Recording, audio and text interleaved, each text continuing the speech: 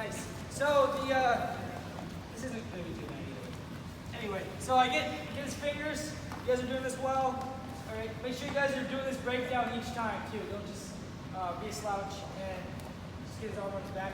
Partner is equally as important in this drill. Here we go, on flat. The hardest part is getting his arm on his back. Okay, once we got this, it's gonna be pretty easy to turn this guy, honestly. So I'm gonna push this across. I want to imagine that his arm is a seatbelt, right? So if I start bringing this arm up this way too much, it's a chicken wing, it's illegal. They're gonna stop it. If I start taking it off his back too much, they're gonna stop that. But the refs are fine with you pulling this down and across his back. So imagine this is a seatbelt, that part that goes diagonal, buckle him in, over here, on this other side, I'll buckle him in. That brings his shoulder all the way off the mat. Now, this is pretty mean, but I stick my knee on his elbow to bring his shoulder back the other way. It's a lot of pressure right here on his shoulder. My free hand here is gonna go underneath, do a claw, I'm gonna fall to the side, and just like I'm watching Netflix, right, on the couch here, just kind of hanging out. I don't let go of his arm though, the whole time.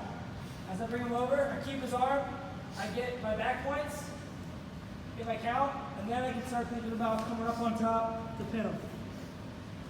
But I wouldn't let go of his hand until you get your back points. He's gonna be flopping around. Okay? Yep. You can break down, do this every time. Another thing to note, if you guys want to play with this, so go flat. I also do this move if the guy's flat on his stomach. So he has his arm on his back, on his reach, get his fingers. I'm gonna lift. Same mechanics, but my knee's off the mat, but it's just at an angle. This actually gets tighter. I walk to his head, and he goes down, arm comes down. You guys can play with that too. Pull this down across. My knee doesn't go beside his elbow, it goes directly on top and pushes it down. Puts a lot of weight right on his shoulder. I reach through a claw and fall to the side of his elbow. Here I just like to hook his leg. You can body scissor if you want to get mean.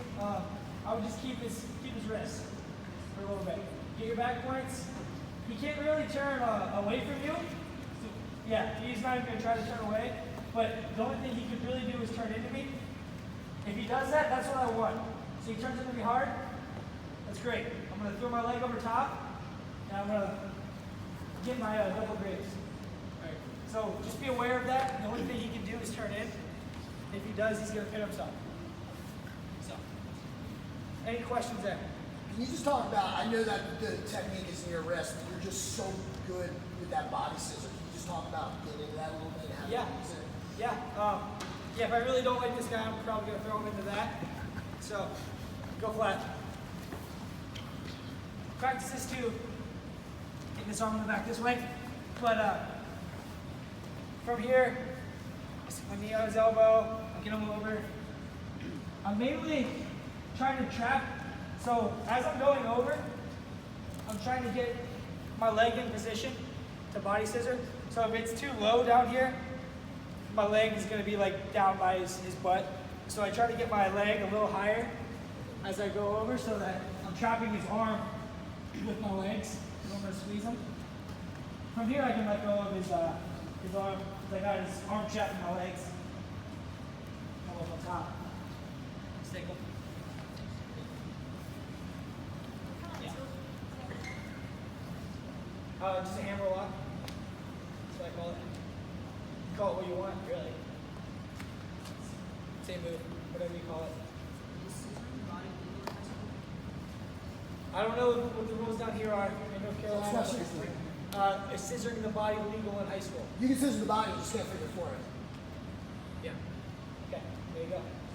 No, Pennsylvania, they let you do that all day of the week. And in college.